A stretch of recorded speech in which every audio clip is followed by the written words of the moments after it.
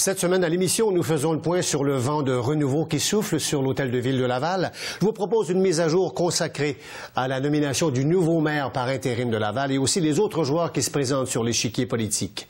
Nous aurons une revue de l'actualité. Madame, Monsieur, voici mise à jour à l'antenne de TVRL.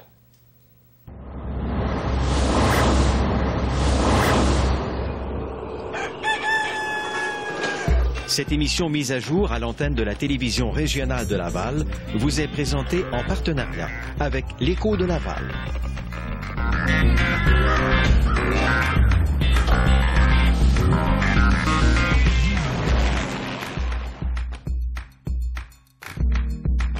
Ici Marius Brisson, je désire vous souhaiter la bienvenue à cette nouvelle mise à jour, un magazine de réflexion d'une trentaine de minutes, pendant lequel on expose un sujet d'intérêt en vous présentant différents points de vue. Et aujourd'hui, au menu, nous revenons sur la brève course à la mairie de Laval et tous les nouveaux partis politiques qui sont en formation, à tout le moins en gestation. On en reparle à l'émission. Mais tout d'abord, ce que je vous propose, c'est une rétrospective de l'actualité locale et régionale en compagnie de notre collaborateur régulier à l'émission, Ghislain Plourde, journaliste à l'Écho de Laval. Ghislain, bonjour et bienvenue à l'émission. Bonjour, Marius. Allons-y donc d'abord avec cette affaire de taxes scolaires qui pourrait augmenter potentiellement. Oui, les contribuables vont possiblement faire les frais de ces coupes de 150 millions dans le financement des commissions scolaires, des coupes annoncées par le dernier budget marceau du gouvernement marois.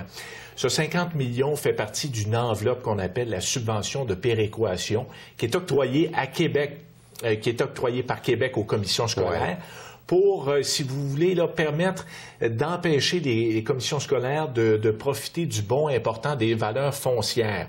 D'ailleurs, sur votre compte de taxes scolaires, on peut le remarquer, le prix réel que vous pourriez débourser pour le compte, votre compte de taxes scolaires, moins les réductions. Tout est indiqué clairement sur votre compte. Okay. Alors, évidemment, pour la commission scolaire de Laval, cette coupe, ça représente environ 13,5 millions sur 3 ans.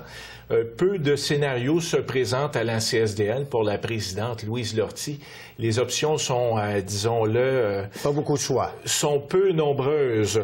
On va soit diminuer ou retirer cette réduction de taxes ou encore couper dans les services. Qui dit couper dans les services dit possiblement une coupe dans les services aux étudiants. Il faudra surveiller cette situation. En principe, c'est le compte de taxes qui devrait augmenter. En principe. On aura la confirmation probablement dans les prochaines semaines, Ghislain.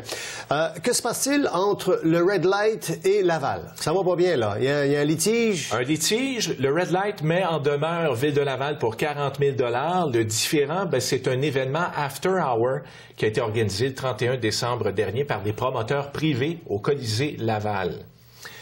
Le Red Light, en fait, accuse la Ville d'avoir toléré l'organisation de ce happening, bien qu'une réglementation municipale à Laval qui date de décembre 2001 précise qu'il est interdit d'exploiter une salle de danse publique entre 3 heures et 8 heures le matin. Vous me dites qu'il y a une réglementation. Le Red Light n'est pas touché par cette réglementation puisqu'il dispose, en fait, d'un droit acquis qu'il a fait reconnaître devant la Cour.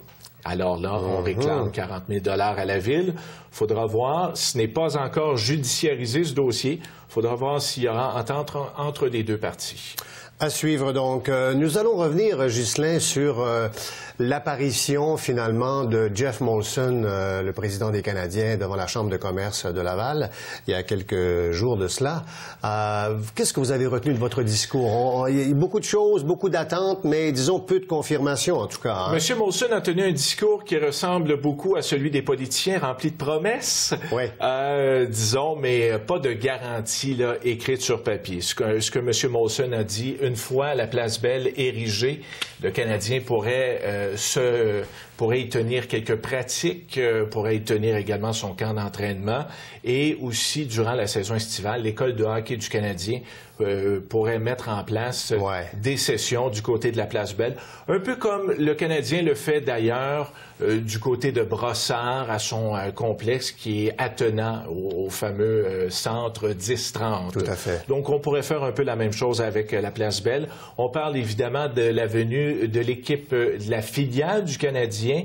Les Bulldogs de Hamilton. La Ligue américaine. Aucune confirmation là-dessus. Aucune confirmation pour l'instant. Évidemment, on comprend qu'il y a une entente qui est dans le béton en ce moment avec les autorités d'Hamilton. Ouais. Donc, pas de confirmation. On se garde l'information pour l'instant. Mais fort possible qu'une équipe de la Ligue américaine s'installe à Laval. Quant à ce projet de glace extérieure que le Canadien finance à Montréal. Très aimé à Montréal, hein? Ces patinoires là, qui commencent très tôt l'automne et qui terminent très tard, dirais-je, le printemps, en fait. Exactement. Des patinoires de quartier, mais avec de véritables infrastructures comme on les retrouve au Centre Bell. Et c'est le Canadien, ce sont les Glorieux qui finance ce projet. Laval est candidate pour l'obtention d'une de ces glaces. Il faudra voir si elle pourra en décrocher une dans les prochaines années. Merci, Ghislain, de ces précisions. Excellente semaine. Si on veut d'autres détails, le journal, le site l'Écho de web. Laval, tous les mercredis, notre site web, l'échodelaval.ca. Et on est également présent sur les réseaux sociaux Facebook et Twitter. Merci, Ghislain. Excellente semaine. Bonne semaine à vous. Merci. Cette portion de l'émission Mise à jour à l'antenne de TVRL vous est présentée en collaboration avec l'Écho de Laval.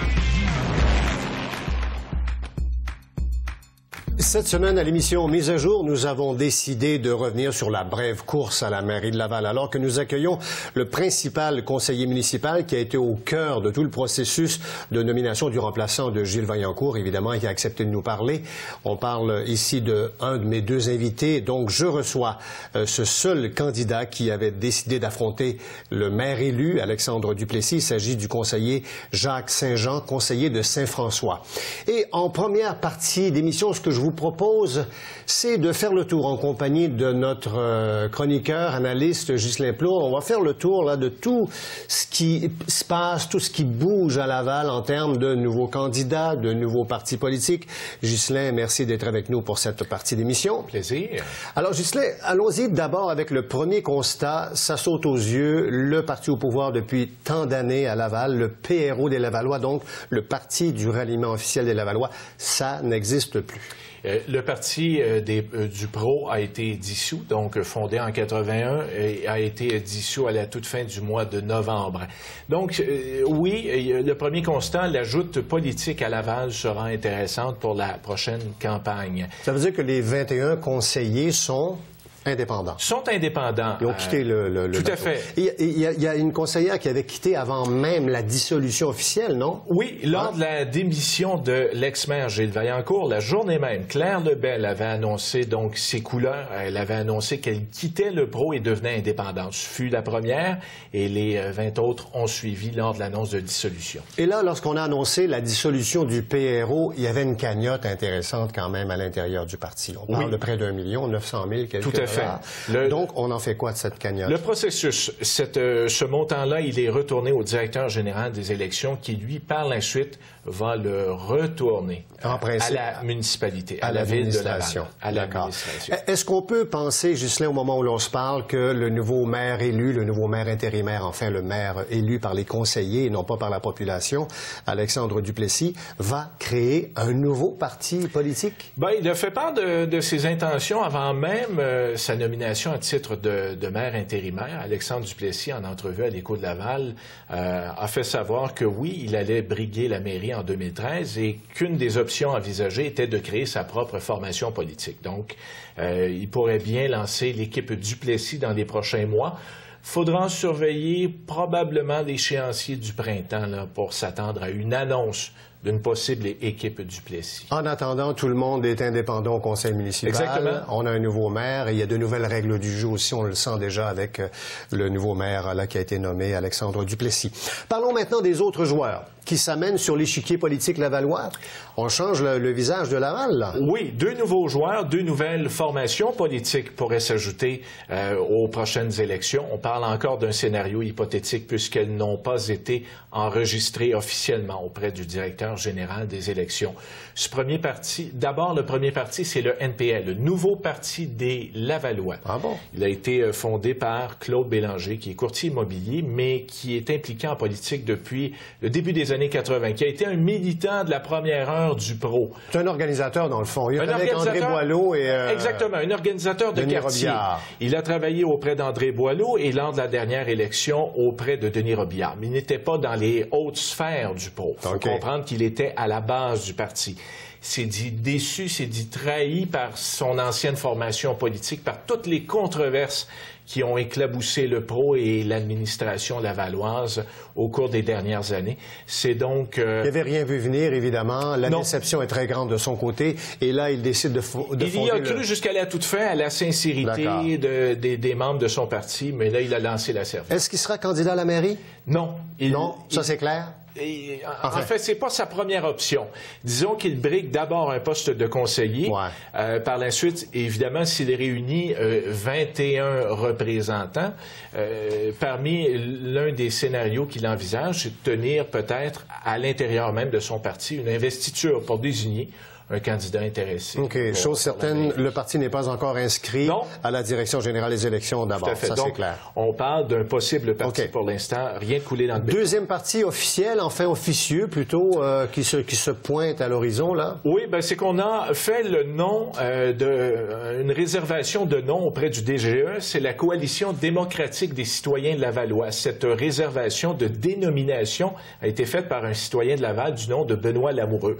On ne connaît pas ses intentions réelle pour l'instant, mais cette réservation de nom est effective jusqu'en mai, mais il pourrait possiblement la renouveler au printemps là, pour un échéancier qui pourrait se prolonger jusqu'aux élections. Qui est ce Benoît Lamoureux, dans le fond? Est-ce qu'on le connaît? On le connaît peu? On l'ignore pour l'instant. Possiblement qu'il fera une sortie dans les médias s'il officialise ses intentions, s'il participe à la prochaine campagne électorale. Et on entend à gauche et à droite des gens qui sont intéressés à se présenter à la mairie. En tout cas, ça bouge beaucoup, là. Il y aura certainement une joute politique intéressante à surveiller en novembre, en fait pour l'élection de novembre 2013, ici même à Laval.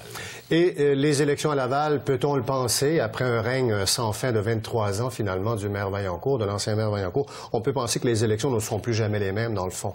Non. Il risque d'avoir quand même... Et on semble aussi changer la donne au niveau du gouvernement provincial en ce qui concerne la loi sur les cités et villes. Donc, probablement qu'on ne verra plus jamais de long règne à la mairie, et ce, dans toutes les villes du Québec. Ghislain Plourde, journaliste à l'Écho de Laval, merci beaucoup d'avoir fait ce petit bout de chemin avec nous. Merci, Ghislain, et bonne semaine. On se revoit la semaine prochaine.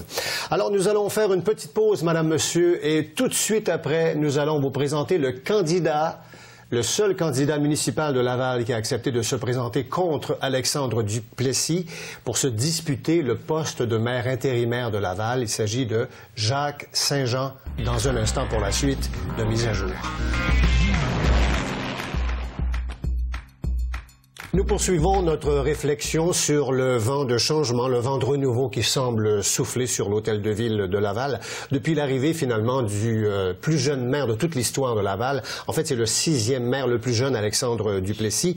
Nous recevons le seul conseiller municipal qui a accepté de se présenter contre Alexandre Duplessis qui convoitait le poste de maire intérimaire de la ville de Laval. Il s'agit de M. Jacques Saint-Jean, qui est conseiller municipal du quartier Saint-François. Quartier numéro 1. Quartier numéro 1 en plus. Et ça, c'est important pour un homme impliqué dans le sport comme vous l'avez été, qui a toujours visé l'excellence et le dépassement.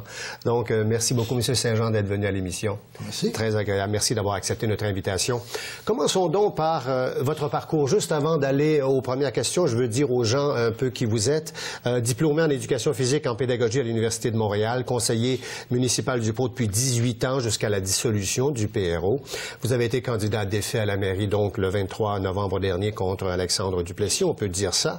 Responsable des infrastructures sportives, vous êtes président aussi de 2 comités très importants consultatifs, l'urbanisme et l'agricole à Laval. Conférencier reconnu à travers le Québec dans plusieurs villes d'Europe. Peu de gens qui le savent ça, mais quand même, c'est à votre fiche.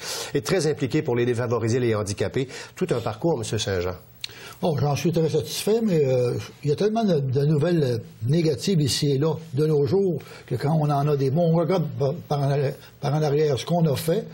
Je pense avoir fait d'autres que moi, on fait aussi des beaux cheminements, mais je suis très satisfait de mon cheminement. Œuvre utile. Oui. Œuvre utile pour vous. Hein? C'est que j'ai œuvré avec les mieux nantis et les moins nantis. Oui. Et les mieux nantis étaient les athlètes professionnels ou certains commerces ou certains entrepreneurs qui me connaissaient par le sport, puis me voir diriger des équipes ou m'inviter à des matchs. Et par contre, j'ai aussi été directeur à la fin de ma carrière dans l'enseignement pendant 10 ans pour les enfants partout à travers Laval et les Basses-Laurentides, les enfants défavorisés, soit des handicapés intellectuels, handicapés physiques, porteurs de certaines maladies. Alors, j'étais le directeur à ce moment-là, ce qui m'a permis d'apprécier que j'avais été favorisé dans la vie. Oui, tout à fait. Et vous avez quand même eu la sagesse, la générosité de redonner aussi aux gens ce que vous avez reçu. Vous avez été favorisé, mais en même temps, c'est pas tout le monde qui redonne à la société ce que vous avez fait. En tout cas, écoutez, on veut pas faire, on partira pas là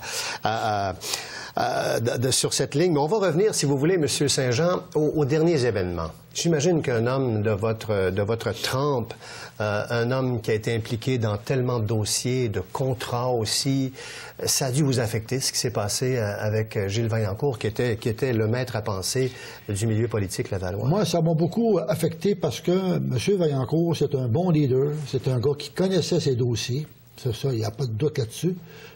Moi, je l'appréciais et quand arrivent des allégations, tous les conseillers vont dire à peu près la même chose. S'il y a des accusations à être portées, qu'on les porte, parce que nous, on n'a pas vu de choses pas correctes. Peut-être que le système était peut-être pas rodé comme il aurait dû être rodé, ça c'est une autre chose. Ouais. Mais de là à accuser, écoutez, on nous dit, est-ce que tu as vu ci, est-ce que tu as vu ça? Non, j'ai pas vu ça, moi. Moi, j'ai œuvré à l'intérieur, surtout pour mon quartier d'abord. Vous étiez proche de lui, pourtant, là. On était proche de lui, puis c'était un gars qui se déplaçait énormément dans les quartiers. Oui. Il faut lui donner ça. Il connaissait sa ville sur le bout de ses doigts, il connaissait le nom des gens. Puis il était disponible. Ouais. Or, moi, je me dis, on va laisser aller les événements, on verra par après. Sauf que des fois, je me dis, j'en parle avec mon épouse aussi, c'est pas trop intéressant pour son épouse et pour lui présentement. Ouais. Et quand ça se tire sur une longue échéance, il me semble qu'on devrait raccourcir les choses. Humainement parlant, c'est pas vivable. Il y a comme une agonie, là. Il y a comme une lente agonie, finalement. Est-ce que le mot est trop fort, M. Saint-Jean, ou j'emploierais le mot orphelin? Est-ce que vous vous sentez pas un peu orphelin à Laval? Jusqu'à aujourd'hui, parce qu'on verra ce soir, c'est lundi, une première assemblée mensuelle avec un nouveau maire. Oui. Je me parle pour moi, on se sentait un peu orphelin parce qu'à qui on avait commencé des dossiers, puis qu'on allait au bureau du maire ou autre chose pour l'informer ou prendre de l'information, mais il n'y avait plus de lien, là. Oui. C'était là, parce que là, tout le monde était en attente de voir qu'est-ce qui se passerait. Vous tourniez en rond, là, vous saviez plus. En rond, la machine était paralysée, dans le fond, un peu. Machine politique, pas la machine administrative, c'est deux choses différentes. C'est vrai, vous avez raison. Les fonctionnaires fonctionnaient dans le cadre des projets qui avaient été approuvés, mais nous, pour les nouveaux projets, avant de s'embarquer, il faut savoir qui est le leader, puis il faut faire aussi le consensus entre nous. Ouais. Alors ça prend un certain temps, puis même je pense que ça va prendre encore un mois ou deux avant qu'on se stabilise, qu'on arrange les choses pour faire bien fonctionner correctement la ville. Dites-moi une chose, M. Saint-Jean. Évidemment, avec le bagage que vous avez, qu'on vient d'énumérer, vous étiez un candidat idéal pour vous présenter. Vous avez accepté de vous présenter. Pourquoi vous avez choisi? Parce que les autres conseillers sont rentrés dans le rang. Il n'y a personne qui osait lever la main. C'est vraiment drôle. Hein? Je vais vous dévoiler quelque chose. Dimanche après-midi à 4 heures, il y a 2 semaines, on est convoqué à une assemblée spéciale. Oui. Par M. Basile Angelopoulos, qui à ce moment-là est le vice-président de l'exécutif. On s'en va là, mais on ne sait pas qu'est-ce qu'il y a à l'ordre du jour. Or, en entrant, un conseiller dit il va y avoir une bombe ce soir. Moi, je dis la bombe. Je m'assois, je comprends rien. Et 3, 4, 5 minutes après, M. Basile Angelopoulos annonce qu'il se retire pour des motifs personnels qu'il nous a expliqués. Il est fort valable. Oui. Parce qu'il y a 55 ans, il est avocat, puis s'il avait délaissé son bureau d'avocat, repartir un bureau d'avocat, ça a été difficile. Fait que ça, on a tout accepté ça. D'accord. Il y a eu une bombe, un conseiller qui, lui, n'était pas d'accord sur certains points, pas par rapport à M. Basile Angelopoulos, de fonctionnement, puis il l'a émis, tout simplement. C'était ça la bombe qu'il m'avait annoncé, mais moi je pensais que c'était M. Basile Angelopoulos. Et suite à ça, on s'est regardé tout le monde, et quelqu'un a proposé, je ne me souviens pas qui, M. Alexandre Duplessis. Et j'appuyais M. Alexandre Duplessis le dimanche après-midi, moi, là. OK. Alors, je n'étais pas un candidat, moi. OK. D'accord. Donc, on remplaçait Basile Angelopoulos par Alexandre Duplessis, puis tout allait bien, là. Sauf que le lundi matin, il y a une conseillère qui n'était pas à l'Assemblée du dimanche. Oui. Qui, elle, a été informée. Mme Dubreuil, je pense, non? Madame non, enfin, peu importe. On ne donnera pas de nom. Ah, c'est Mme des Trois-Maisons, mais enfin. Mais c'était son droit à elle. D'accord. Elle avait appelé un autre conseiller, puis elle m'appelle, puis elle me dit, bon, j'ai consulté ailleurs, et puis bon, l'organisateur de tel quartier dit que c'est toi qui devrais être là, pourquoi tu te présentes pas? Ben, tu présenté Denis Robillard. Puis j'ai parlé à Denis, il dit, non, vas-y. Bon, je vais y aller à une condition. Que ce soit transparent. Et dès le lendemain matin, avant le dépôt de la candidature, j'ai rencontré M. Duplessis, j'ai rencontré M. Bazile, c'est moi qui ai demandé. Et j'ai même mis 2 hauts fonctionnaires à la table. Ils ne voulaient pas, c'est pas dans... Oui, je veux que vous entendiez ce que je veux vous dire. Ça va être bon pour le parti de montrer qu'on n'est pas toujours sur la même longueur d'onde puis qu'il y a des discussions. C'est dans ce sens-là. Je voulais émettre mes idées sur le fonctionnement de certains dossiers, tout simplement. Vous ne vouliez pas jouer le pantin, là? Non, du tout.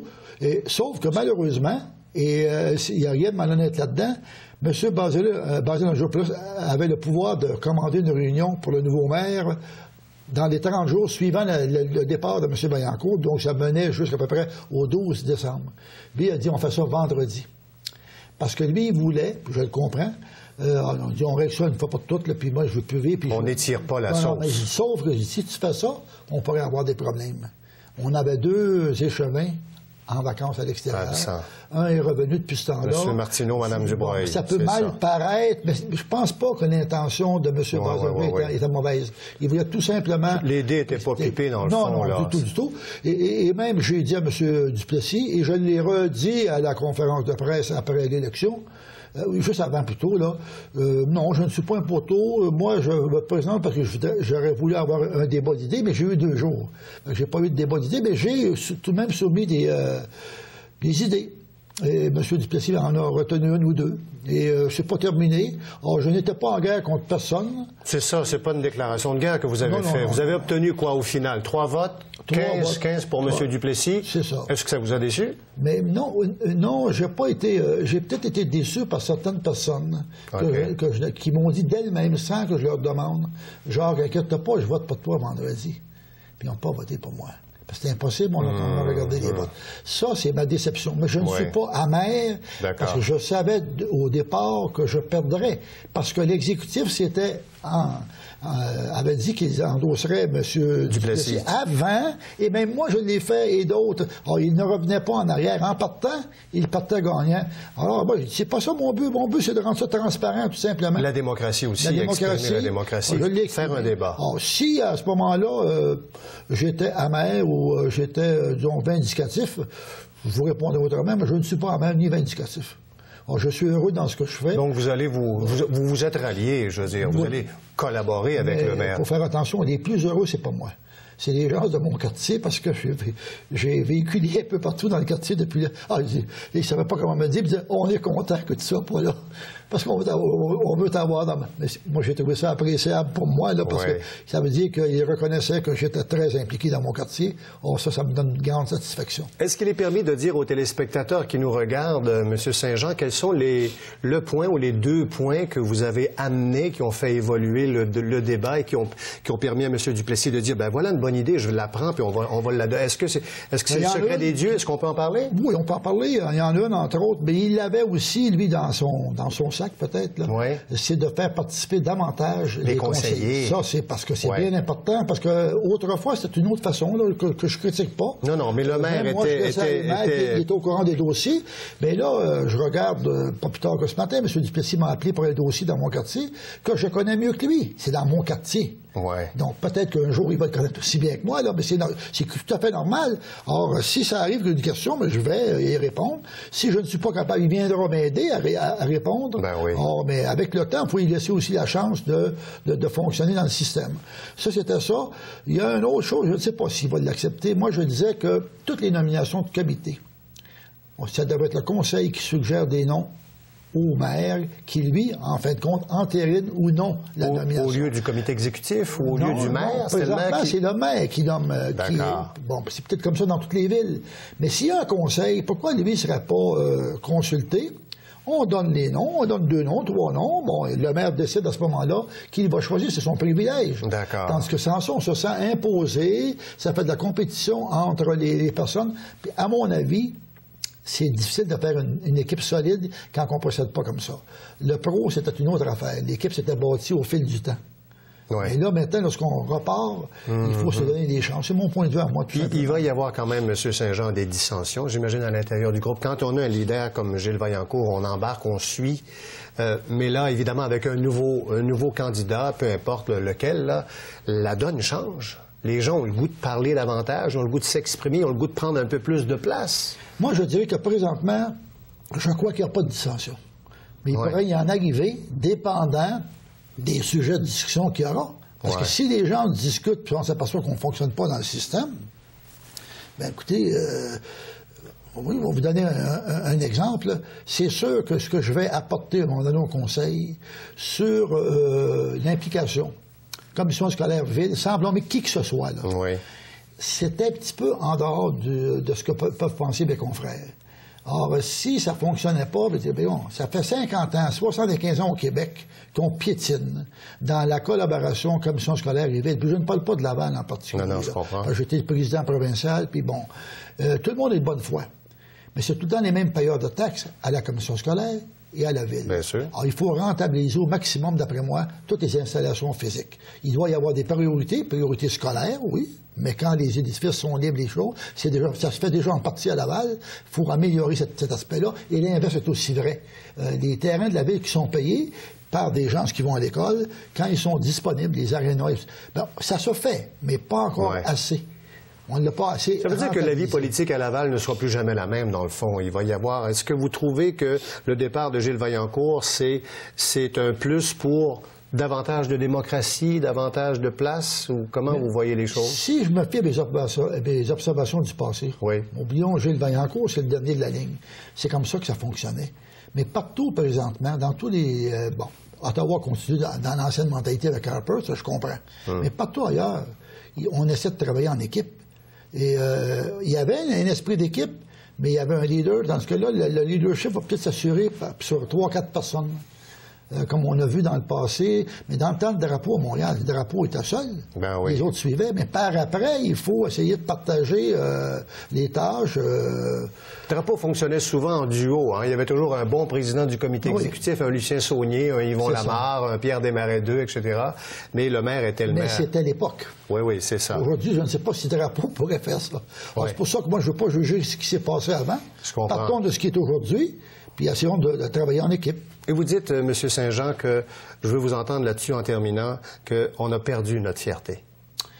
Oui, moi, quand j'étais à Lavallois, dans les années 74-75, Laval s'était mis... j'allais aux États-Unis, puis depuis quelques années, puis quand je passais aux lignes, je disais, d'où vous venez? Montréal. À un moment donné, j'ai commencé à dire Laval. Est-ce que vous voulez savoir pourquoi? Parce que dans le temps, l'administration du temps avait mis beaucoup d'emphase sur la fierté d'être Lavallois. Oui. Et puis aujourd'hui, je pense qu'il va falloir revenir à ça. Il faut y revenir. Merci beaucoup. C'est sur cette parole encourageante, une parole d'espoir, la fierté. C'est sur cette belle parole, M. Saint-Jean, que prend fin cette entrevue. On aurait continué à vous écouter. Vous avez été à l'origine de la fondation des PIC à l'Institut de cardiologie. Il y a tellement de choses à raconter, vos conférences à travers le monde. Merci beaucoup d'être venu à l'émission, M. Saint-Jean. Merci, M. Et bonne chance, bonne carrière. Madame, Monsieur, nous faisons une pause. On revient pour la conclusion de Mise à jour. À tout de suite. Voilà pour cette édition de Mise à jour, présentée chaque semaine en première diffusion. Notez le changement d'heure, 19h le mercredi à TVRL, donc Canal 9, Ma TV. Pour les rediffusions, je vous invite à nous appeler, consulter les journaux locaux ou aller sur le site Web. Et si vous voulez regarder l'émission depuis votre ordinateur, c'est très simple. Section Web Télé, vous cliquez sur MAJ pour Mise à jour. Ici Marius Brisson, au nom de toute l'équipe de TVRL. Bonne semaine.